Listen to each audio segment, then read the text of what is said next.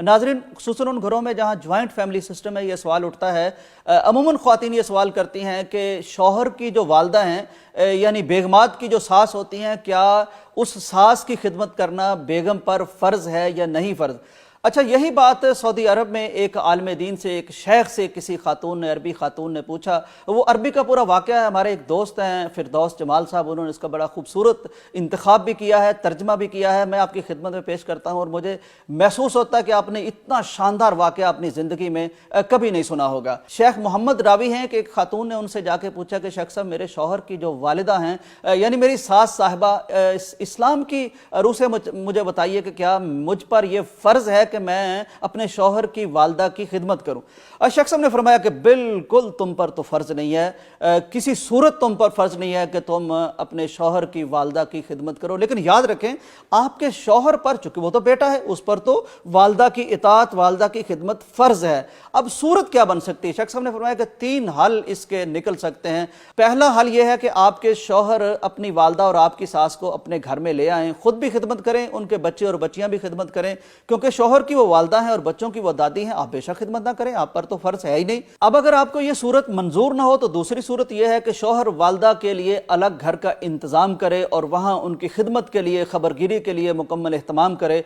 इस सूरत में आपके शौहर पर फ़र्ज़ होगा कि वक्तन फ़क्तन या जब भी वालदा डिमांड करे, तलब करे, उनको ज़रूरत महसूस हो तो चूँकि ये बेटा है, इस पर अपनी वालदा की अताअत फ़र्ज़ है, तो ये फ़ौरन वहाँ जाएंगे और अगर वालदा तकाजा करती हैं कि पूरी रात मेरे पास रुको, तो बतौर बेटा वालदा की खिदमत करने के लिए सारी रात वालदा के सराहने रहना आपके शौहर पर फ़र्ज़ है। उस दिन ये घर नहीं आएगा और अगर वालदा कहती है 1-2 दिन और रुक जाओ, तो फिर भी उसे रुकना पड़ेगा, क्योंकि आप पर तो अपनी सास की खिदमत फ़र्ज़ नहीं है, लेकिन आपका खामन जो है, चूँकि वो तो बेटा है, उसकी वालदा है, उस पर तो ये फ़र्ज़ है। तो आपको ये बर्दाश्त करना पड़ेगा कि शौहर घर से बाहर रातें भी गुजार सकता है। इस सूरत में शेख साहब ने फरमाया कि तीसरी सूरत यह है कि वालदा घर में ही हो लेकिन आप खिदमत ना करें, और शौहर भी चूँकि जॉब शॉप पे जा रहा होगा, कारोबार कर रहा होगा, कुछ ना कुछ तो उसका काम होगा, वो भी घर में हर वक्त नहीं रह सकता, तो वालदा की खिदमत के लिए एक नर्स को रखना होगा और नर्स जाहिर है तनख्वाह भी लेगी। और अगर इस सूरत में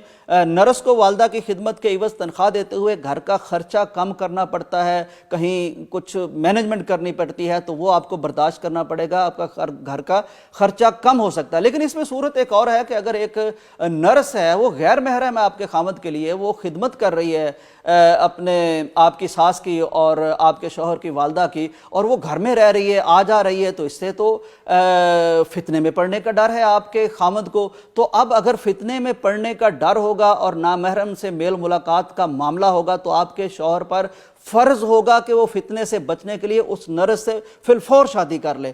अगर वो शादी कर लेता है तो उसे 3 सवाब मिलेंगे, एक दूसरी शादी करने का सवाब, एक वालदा की खिदमत करने का सवाब, और तीसरा फितने से बचने का सवाब। तो ये 3 सूरतें हैं। वैसे आप पर अपने शौहर की वालदा की खिदमत करना बिल्कुल फ़र्ज़ नहीं है।